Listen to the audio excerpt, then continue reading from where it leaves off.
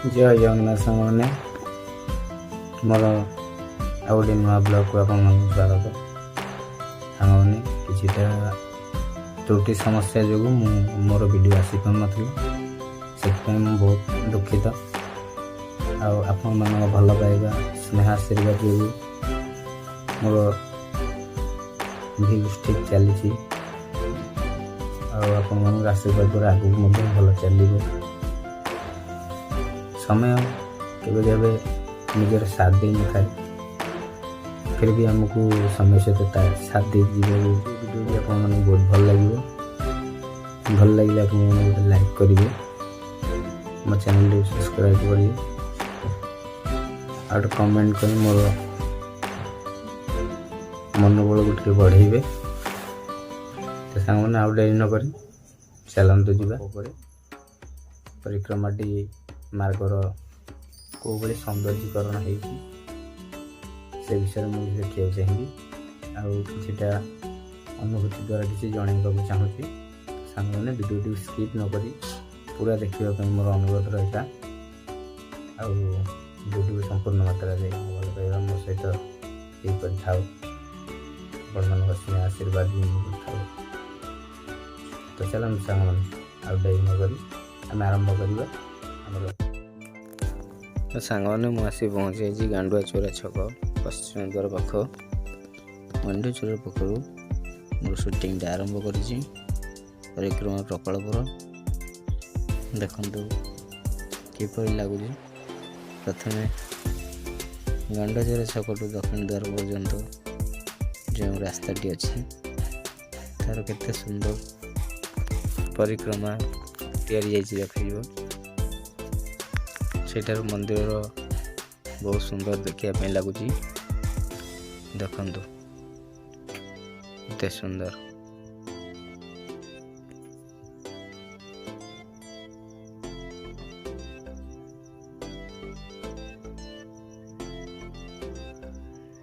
तो सांग मैंने मु आगू बढ़िया को आरंभ कली पश्चिम द्वार पाखे पहुँचली पश्चिम द्वार पाखे पहुँचला पर देखली मुझे किपरि आमर पुरीर वाद्ययंत्र लगी जपरी कहुए पुरी आम फेमस खाଇବା तो जगन्नाथ प्रसाद मंदिर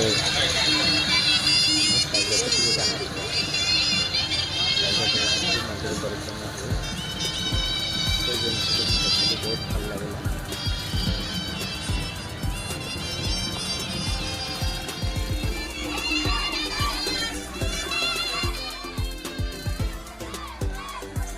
पश्चिम द्वार पाखर देखुवे गोटे मेढ़ आसूँ ये माँ काली मेढ़ माँ काली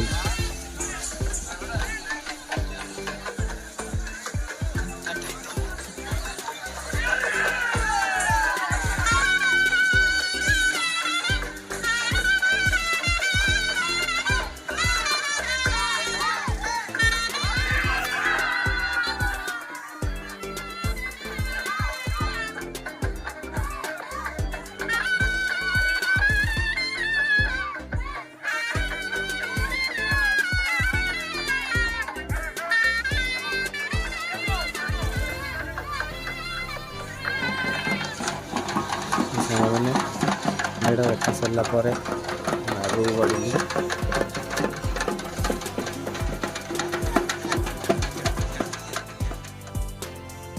ये हूँ से अखंड नाम संकीर्तन जगह पश्चिम द्वार पाख माँ उग्रतारा पाखे मठटी मंदिर पाचेरी को लगी अच्छी एठारे अखंड नाम यज्ञ हो हरे कृष्ण हरे राम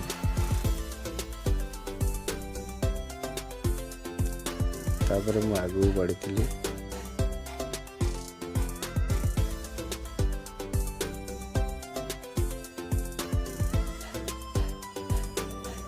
धीरे बुले देखा चेष्टा कर पश्चिम द्वार यापर मु आगू बढ़ी बहुत सुंदर है आपण मैंने थे आसतु बुली देखिए केते सुंदर लगुच। ପ୍ରଥମତଃ ଏପରି ଥିଲା ଯେମିତିକି ସେତେବେଳେ କେହି ଜଣେ ଭକ୍ତ ଯଦି ମନ୍ଦିର ଭିତରେ ବୁଲିବାକୁ ଆସିଥିଲେ ତ ସେମାନେ ମନ୍ଦିର ବୁଲି ସବୁ ବାହାରକୁ ଆସିଥିଲେ କେତେ ଗାଡ଼ି ମାଡ଼ ହେଇଯାଉଥିଲେ, କେତେ ଗାଡ଼ି ଘୋଡ଼ା ଯିବା ଆସିବା ମଧ୍ୟରେ ଭକ୍ତଜଣ ବହୁତ ଅସୁବିଧାରେ ପଡ଼ୁଥିଲେ। ବର୍ତ୍ତମାନ ଆଉ ସେ ସିଷ୍ଟମ୍ ନାହିଁ, ବହୁତ ସୁନ୍ଦର ହେଇଯାଇଛି ପରିକ୍ରମା ପ୍ରକଳ୍ପ। ଆପଣମାନେ ଆସିଲେ ମନ୍ଦିର ବୁଲିବେ, ମନ୍ଦିରର ବାହାର ଯେଉଁ ପରିକ୍ରମା ପ୍ରକଳ୍ପଟି ଅଛି ଏହି ପରିକ୍ରମା ମାର୍ଗରେ ବୁଲିଲେ କୌଣସି ଅସୁବିଧା ନାହିଁ, ଗାଡ଼ି ବି ଆପଣଙ୍କ ଦେହରେ ବାଜିବାର ନାହିଁ। ଗାଡ଼ିର ରାସ୍ତା ଅଲଗା, ଏଇଟା ଚଲାପଥ ରାସ୍ତା ଅଲଗା ହୋଇଛି।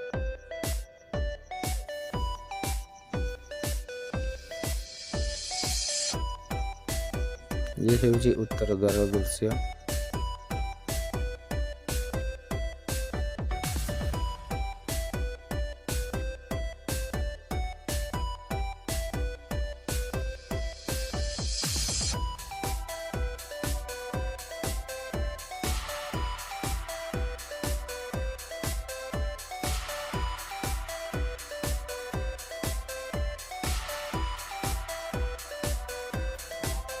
ସାଙ୍ଗମାନେ ଇଏ ହେଉଛି ଦୋଳବେଦୀ କୋଣର ସତ୍ୟନାରାୟଣ ମନ୍ଦିର, ଆଉ ଏଇଟାକୁ ଦେଖିପାରୁଥିବେ ଇଏ ହେଲା ଦୋଳବେଦୀ, ଦୋଳ ସମୟରେ ଯେଉଁଠିକି ପ୍ରଭୁ ଜଗନ୍ନାଥ ମଦନ ମୋହନଙ୍କର ରୂପରେ ଆସି ଏଠାରେ ଦୋଳି ଖେଳନ୍ତି, ଦୋଳ ବସେ, ଏଠି ପାଲା ହୁଏ। ତାପରେ ମୁଁ ଆସି ପହଞ୍ଚିଲେ ରଜା ନହର ସାମ୍ନା। ଏଇଟା ହେଉଛି ରଜାଙ୍କର ନହର। ରଜାଙ୍କ ଉଆସ ଭାରି ସୁନ୍ଦର ସଜ୍ଜିତ ହୋଇଥିଲା।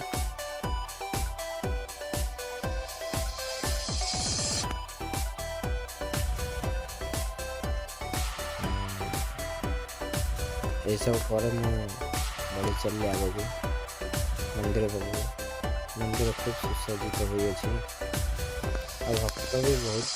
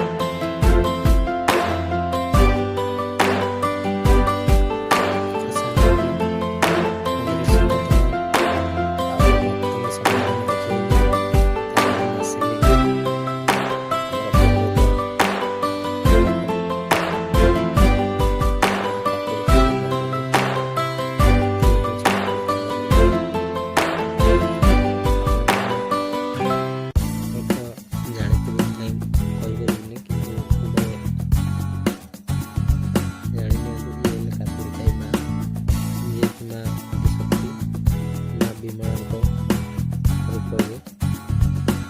ଦଶହରା ସମୟରେ ପ୍ରଥମେ ମାଙ୍କର ଯାହା ବିସର୍ଜନ ହୁଏ। ମା ବିମଳାଙ୍କ ପାଖରେ ଯେଉଁ ବଳିଟି ଲାଗେ ସେ ବଳିଟି ଆସି ଏଠି ଭୋଗ ହୁଏ। ମାଙ୍କ ପାଖରେ ଲାଗେ, ତେଣୁକରି ମା ବିମଳାଙ୍କ ପ୍ରତୀକ ମା କାକୁଡ଼ି ଖାଏ।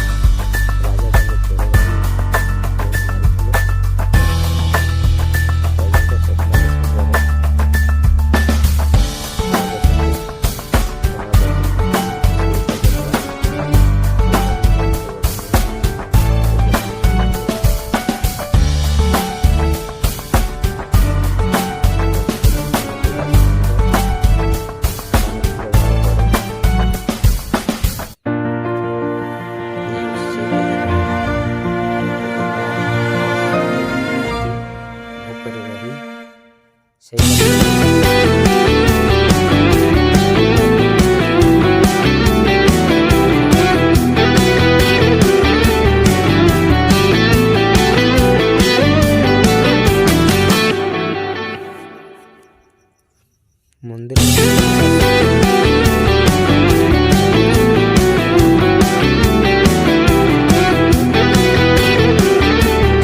ଚତୁଃପାର୍ଶ୍ୱରେ ଅଛନ୍ତି। ଇଏ ହେଉଛି ସେଇ ଦକ୍ଷିଣ ଦ୍ୱାର, ଗୋଡ଼ା ଦ୍ୱାର ଯାହାକୁ କହନ୍ତି। ବହୁତ ସୁନ୍ଦର ସାଜସଜା ହୋଇଅଛି। ଆପଣମାନେ ଥରେ ବୁଲିବାକୁ ଆସନ୍ତୁ ପୁରୀ। ମା ବଟେଶ୍ୱରୀ, ଯିଏକି ମେଘନାଦ କାଶ୍ମୀରକୁ ଲାଗି ମା ବଟବୃକ୍ଷ ମୂଳରେ ଅଛନ୍ତି। ତେଣୁକରି ମାଙ୍କ ନାଁ ବଟେଶ୍ୱରୀ।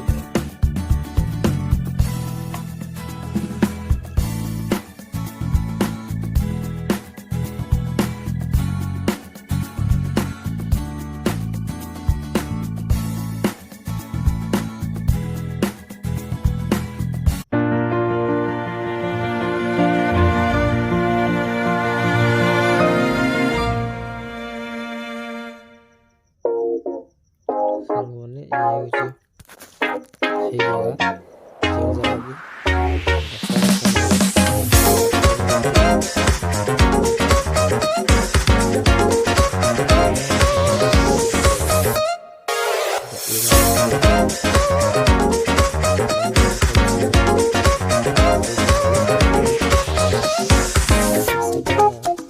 କାକୁଡ଼ି ଖାଇବା ଭୋଗଟି ଲାଗିଥାଏ। କୁହାଯାଏ।